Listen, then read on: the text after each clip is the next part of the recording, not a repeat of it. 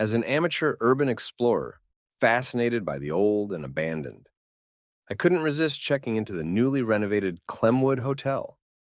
The fact that it was a former psychiatric hospital from the 1800s, which had been painstakingly restored, was a huge draw. When making my reservation, I requested one of the rooms with preserved original architecture from the old hospital days if possible. The owner, Derek, was thrilled to accommodate my interest in the macabre history. We've actually had to keep certain areas walled off and untouched due to restrictions from the Historical Society, he explained over the phone in a jovial tone. But I can certainly put you in one of our rooms adjoining those preserved sections, if you would like to explore more of the historic side of the building. Thanks, that would be great, I replied. Upon my arrival a few days later, I was immediately struck by the imposing historicism of the original facade, crafted from ancient crimson bricks that towered against the overcast sky. As I ascended the stone steps to the arched entranceway, I could have sworn I detected faint whispers drifting through the ivy-choked windows, like murmurs of the damned. I shook off the chill that wasn't entirely from the crisp autumn air, and reminded myself that the interior had been completely gutted and refurbished with new amenities and decor. Only the historic facade remained from the former Institute for the Mentally Disturbed, which had shuttered its doors back in 1981.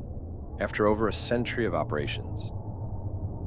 My atmospheric reverie was interrupted by Derek himself walking out to greet me with a broad smile.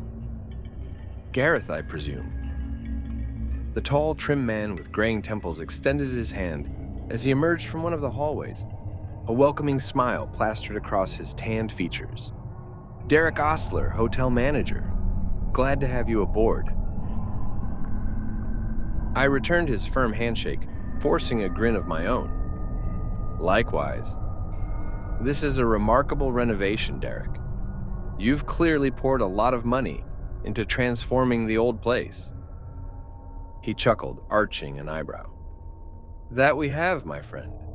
Every square inch gutted and refinished from the ground up. Not a trace remains of the hospital that once stood here.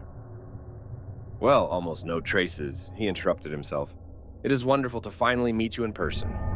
Right this way, I've got the perfect room for you. We turned down a dimly lit corridor where the immaculately restored hardwood floors and wallpapers gave way to cracked tiles and peeling paint riddled with ominous gouges and scratches. Somewhere in the distance, I could have sworn I detected the faintest scraping sounds like nails on slate. Here we are, Derek declared in a tone dripping with showmanship, as he flung open the door to my room. One of our period piece accommodations adjoining the preserved remnants of the West Wing therapy and restraint rooms. I peered into the elegant Victorian-styled guest room. On the other side of the room, at a stark contrast, was what appeared to be a rusted iron door that looked like it had been ripped from the set of a horror movie. Deep gouges and rust streaks marred the pocked, oxidized surface. We'll just keep this particular entry securely locked, of course, Derek stated with a roguish wink as he moved to secure a hefty chain and padlock through the latch handles. Nobody needs to go in that side of the door anymore, huh?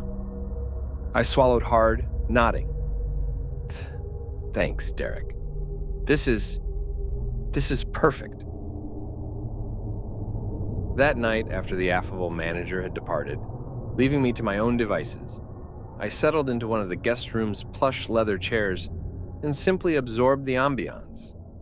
Curiosity led me to look online about the original institution and its history, and it seemed like there were many negative rumors about the building. Many claimed it as being haunted.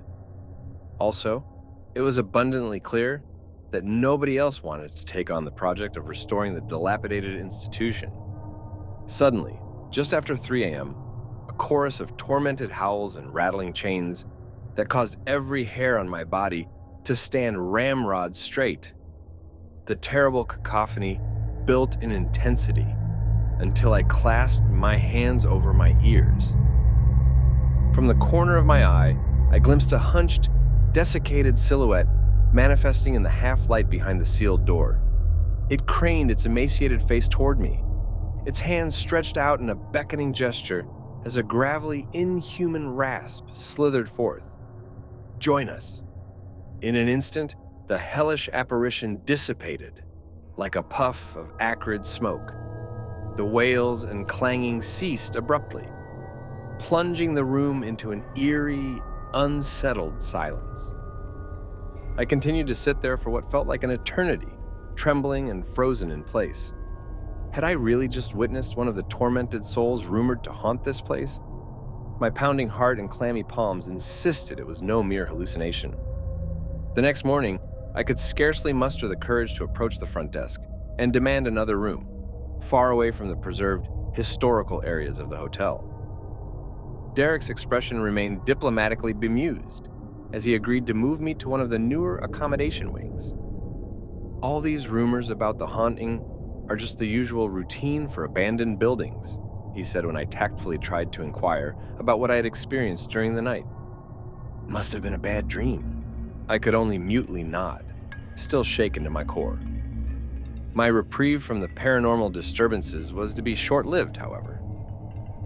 As the first rays of dawn the next day began to peek over the horizon, that an ungodly scream yanked me from my stupor. The otherworldly screeching seemed to reverberate from everywhere and nowhere all at once. After a few endless moments, the ungodly noise fell abruptly silent, as if a switch had been flipped. In its wake, a woman's plaintive scream pierced the air from somewhere down the East Wing hallway. I sprinted down the plushly carpeted corridor toward the source of the cry.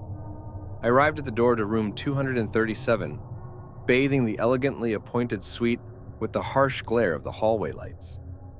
There, splayed on the ground beside the king-size bed, lay a trembling middle-aged woman. The hotel guards arrived outside the room as well. "Help me!" she rasped, staring up at us with wild eyes. They helped the whimpering woman to her feet, guiding her out into the hallway as she mumbled. Whispers, scratching inside of the walls, faces in the mirrors. All of a sudden, the door to room 237 slammed shut of its own volition with a hollow boom. "Okay, that's just not right," I muttered, swallowing hard. And just like it shut, slowly I saw the brass knob turn and reopen the room on its own. Every light, fixture, and television had switched on by itself, bathing the chamber in a blinding fluorescent glare. That's when I heard the faint scratching noises, like 1,000 scuttling legs scurrying within the very walls around me.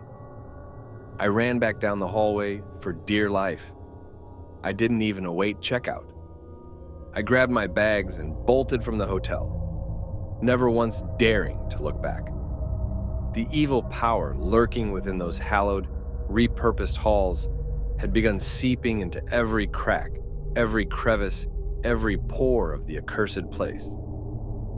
Fast forward a couple of weeks, and I was back at home having put the whole sorry experience behind me.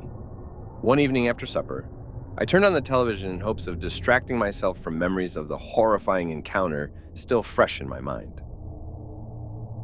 At the Clemwood Hotel, where renovations recently transformed the property from the former Institute for the Mentally Disturbed.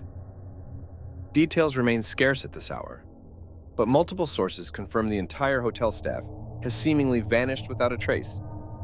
The screen cut to shaky footage of the old brick edifice I knew all too well, its arched windows now gaping dark and soulless. Yellow crime scene tape fluttered in the breeze across the entry path.